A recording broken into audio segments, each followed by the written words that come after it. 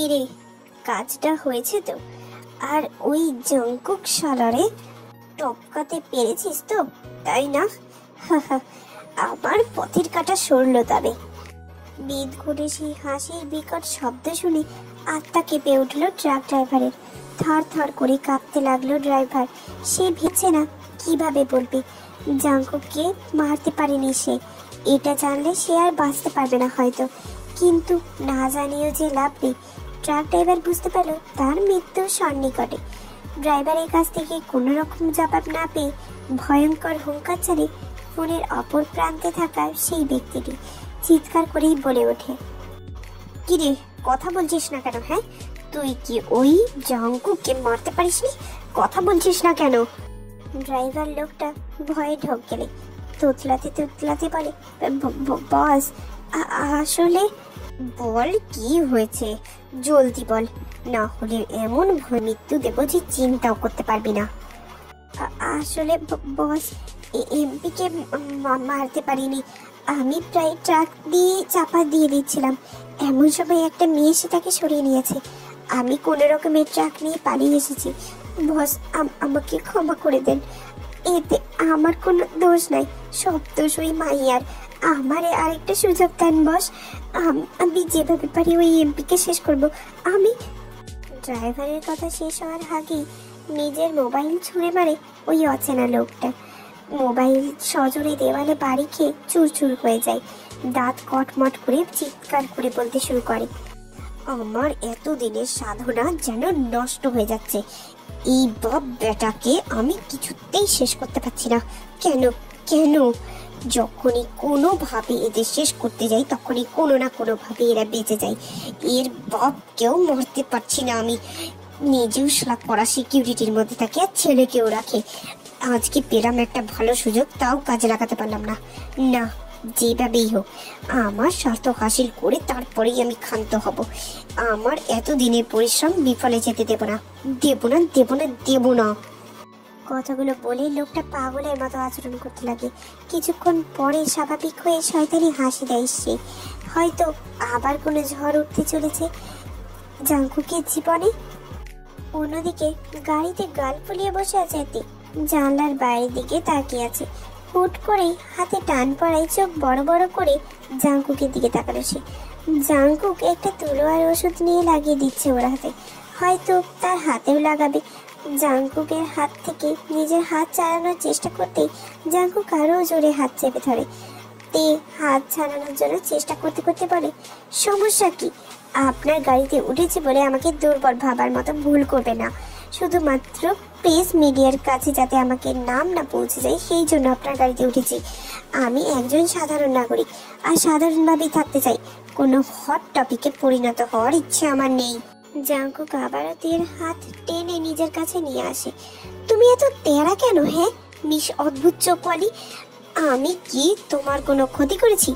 Just ওষুধই তো লাগাচ্ছি। চুপচাপ বসে থাকো, আমি যতক্ষণ ওষুধ লাগাই।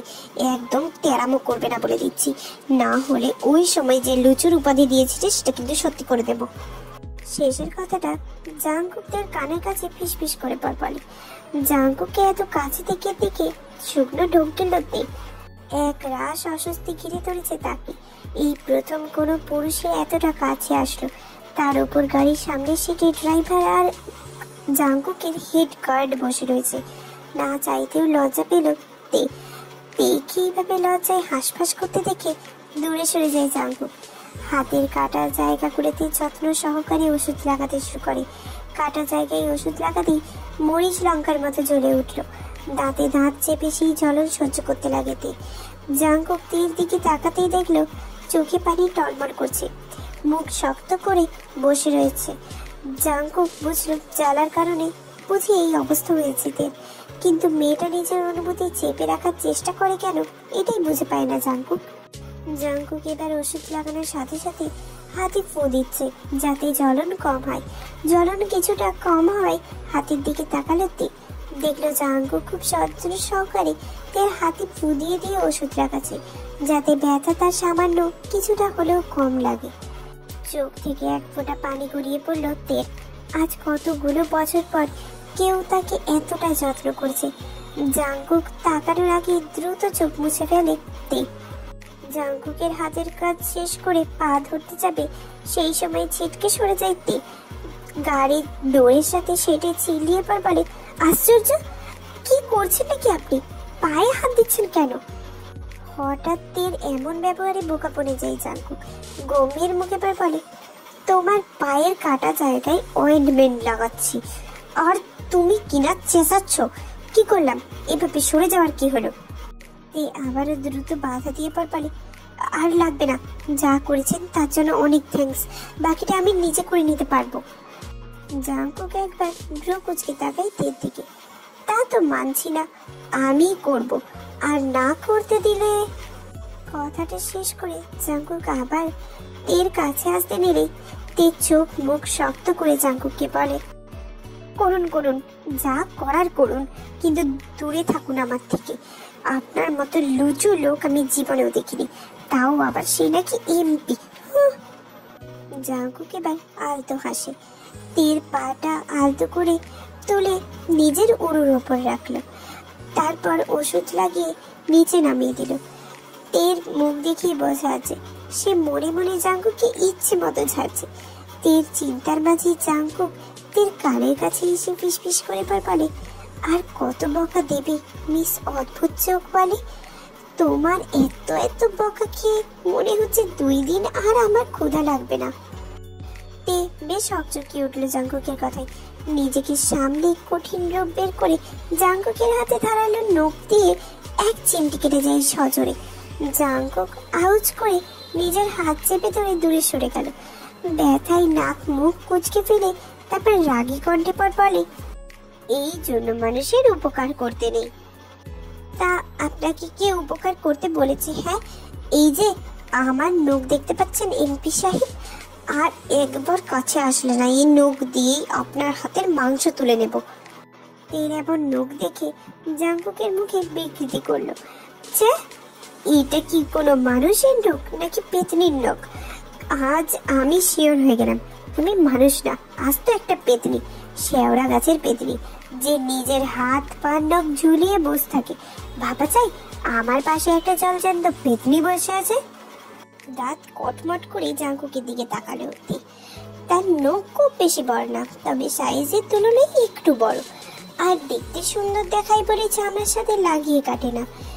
তাই বলে এইটুকুর জন্য তার অত সুন্দর সুইট নখগুলোকে পেতনির নখের সাথে তুলনা করবে? জাঙ্কুকের দিকে এইভাবে তাকাতে দেখে জাঙ্কুক হঠাৎই তের দিকে তাকিয়ে বলে ওঠে, মাই গড, এখন তো দেখি পিওর পেতনির মতো লুক দিচ্ছে। তে জাঙ্কুকের ওপর চোখ সরিয়ে দিয়ে ঠিক করলো আর একটাও কথা বলবে না এই অশুভ লোকের সাথে। তেকে চুপ থাকতে দেখে জাঙ্কুক বাঁকা হাসে।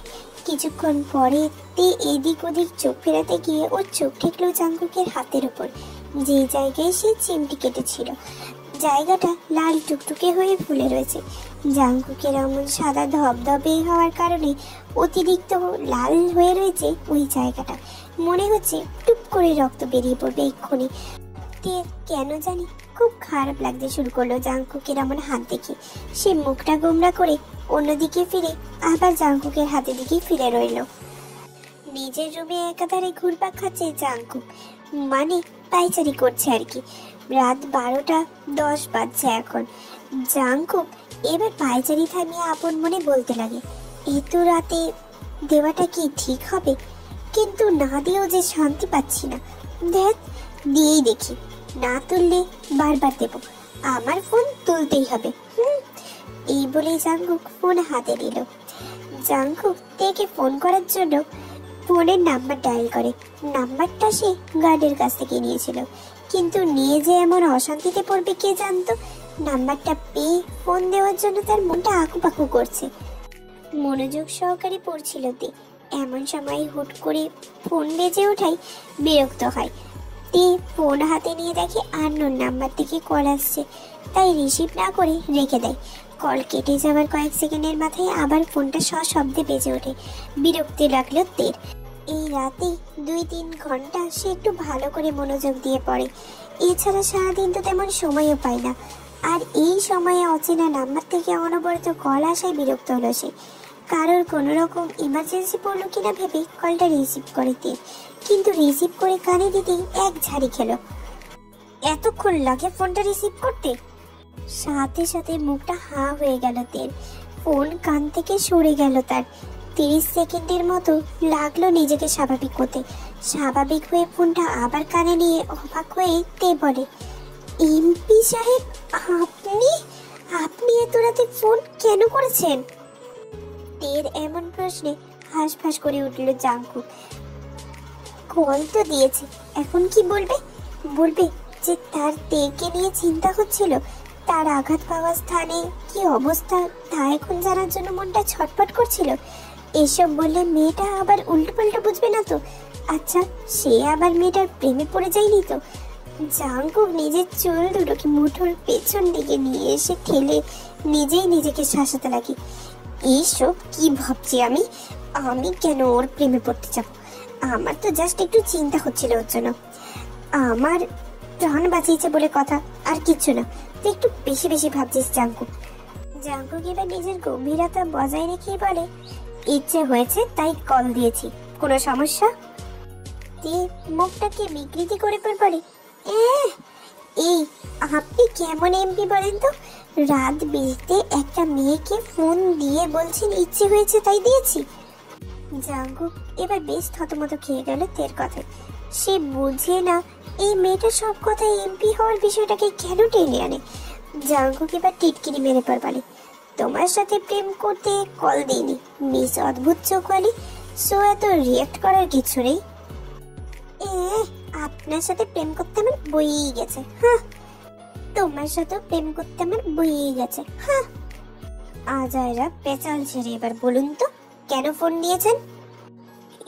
মানে তোমার হাত পায়ের ক্ষতের অবস্থা জানার জন্য ফোন করেছিলাম। বাবা, এত চিন্তা যে ফোন করে খোঁজ খবর নিচ্ছেন। যতই হোক আমাকে বাঁচাতে গিয়ে আঘাত পেয়েছো, তাই জিজ্ঞেস না করে পারলাম না।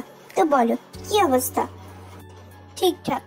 এই সামান্য আঘাতে আমার কিচ্ছু হবে না, সো এত চিন্তা করার দরকার নেই।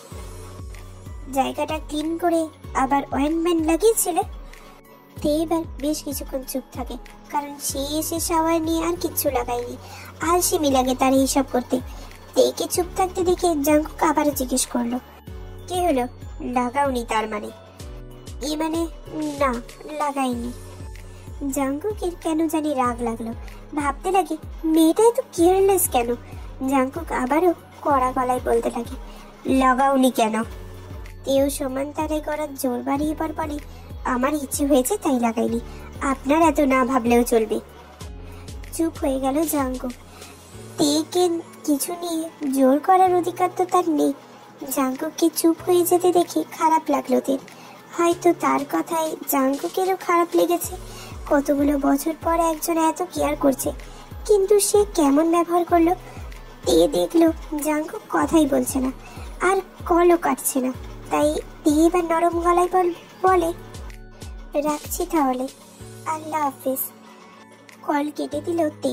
টেবিলে মাথা রেখে মিনমিনে গলায় বলতে লাগে, আচ্ছা, এমপি সাহেব কি আমার প্রতি দুর্বল হয়ে পড়ছেন? তার আমার প্রতি এত যত্নশীল হওয়াটা কি স্বাভাবিক? কই, জেনি তার কারণে আঘাত পাওয়ার পর তো উনি জেনির খোঁজ খবর নেননি, নাম্বার জোগাড় করতে ওনার জন্য তেমন কোনো ব্যাপার না। তাহলে আমার প্রতি এত যত্নশীল হওয়াটা? না না না না, কিসব ভাবছিস তে? কোথায় উনি আর কোথায় তুই? ওনার মতো ধনী, সুদর্শন, যোগ্যতা সম্পন্ন একজন এমপি তোর মতো একজনের প্রেমে পড়বে? So funny. আজকাল সবাই রূপ সৌন্দর্য খোঁজে, আবার না আছে যোগ্যতা, না আছে রূপ, আর না আছে অর্থ। ধ্যাত, কি সব ভাবছিলাম। উনি হয়তো নর্মালি খোঁজ খবর নিয়েছিলেন, আর আমি কত ভেবে ফেলেছি। ছে। তে আবারও এইসব কিছু মাথা থেকে ঝেড়ে ফেলে দিয়ে পড়ায় মনোযোগ দিল। অন্যদিকে জাঙ্কুকও ফোনের দিকে এখনো তাকিয়ে আছে, মনে মনে ভাবছে, কেমন মেয়েটা আমার সাথে কথা বলার জন্য যেখানে সব মেয়েরা মুখিয়ে থাকে, আর এই মেয়ে কিনা আমাকে পাত্তাই দিল না কেন? 2-4টে কথা বললে, নিজের থেকে কিছু জিজ্ঞেস করলে কি মুখটা ক্ষয়ে যেত নাকি? মুখে কি ঠোসা পড়ে যেত এক্সট্রা 2-3টা কথা আমাকে জিজ্ঞেস করলে? ভাবের রানী তে, দ্য গ্রেট, অদ্ভুত চোখওয়ালি। জাঙ্কুকের মাথায় অন্য একটা বিষয় আসতেই রাগে চোখ লাল হয়ে গেল তার। সে আবার একজনকে কল দিয়ে অপর পাশের ব্যক্তি রিসিভ করতে রাগে রাগে কণ্ঠে জাঙ্কুক জিজ্ঞেস করে, কোনো খোঁজ পেয়েছো? অপর পাশের ব্যক্তি কিছু একটা বলতেই বাঁকা হাসলো জাঙ্কুক। ধারালো কণ্ঠে আবারও বলে, গুড, তাকে আমার প্রিয় জায়গায় নিয়ে এসো। তার কাছ থেকে সব গল্প শুনতে হবে আমায়। সাবধানে নিয়ে আসবে, তার সামান্যতম ক্ষতি যেন না হয়, না হলে জানোই তো কি হবে তোমার সাথে। অপর পাশের ব্যক্তি আবারও কিছু বলে ওঠা মাত্রই কল কেটে দিল জাঙ্কুক। দক্ষ হাতে ফোনটাকে ঘোরাতে ঘোরাতে পর বলে, তুই কে তা খুব জলদি আমি জেনে যাব। তুই এখনো বুঝতে পারছিস না তুই কার সাথে লাগ দিয়ে এসেছিস। যখন বুঝতে পারবি তখন খুব দেরি হয়ে যাবে, বাঁচার রাস্তা খুঁজে পাবি না। আর আমার সন্দেহ যদি সত্যি হয় তাহলে তোর জন্য ভয়ানক মৃত্যু অপেক্ষা করছে, কারণ আমার ডায়েরিতে প্রতারকদের জন্য ক্ষমা নামক কোনো শব্দ নেই। কত গেম খেলতে চাস খেল, আমিও দেখতে চাই তুই কত খেলতে পারিস। তের কথা আবার মনে পড়তেই ফোন ঘুরানো থামিয়ে দিল জাঙ্কুক। মুচকি হেসে নিজের মনে মনেই বলে, থ্যাঙ্কস মিস অদ্ভুত চোখওয়ালি কিম থেইয়াং। তুমি হেল্প না করলে এত কিছু দ্রুত করতেই পারতাম না। তোমার জন্য হয়তো তার সন্ধান শীঘ্রই পেতে চলেছি, তবে তোমার জীবনে হয়তো আমার জন্য অনেক ঝুঁকির মধ্যে পড়ে গিয়েছে। চিন্তা করো না, আমার দেহে প্রাণ থাকতে তোমার কোনো ক্ষতি হতে আমি দেব না।